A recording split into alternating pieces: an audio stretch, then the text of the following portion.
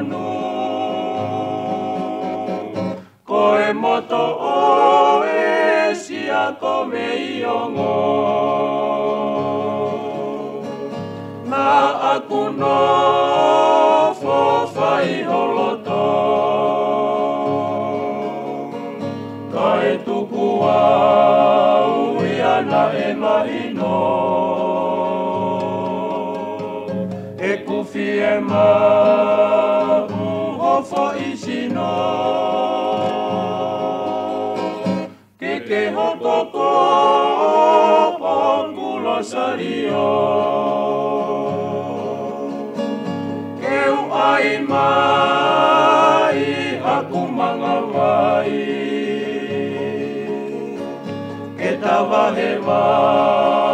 e igirisi tahi ame taulu a he kuofani ke iloko e ofa okulahi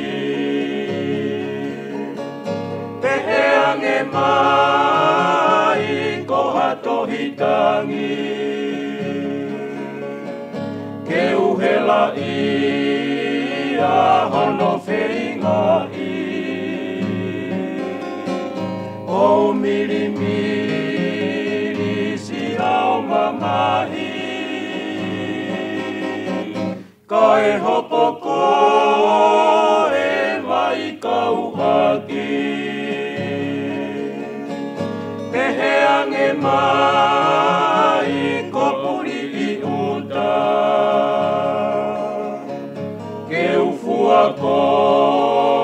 e heki tukunga ke fungani a kisi oto tukunga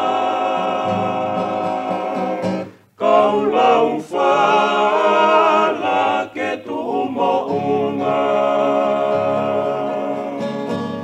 ke ilo mai si opusino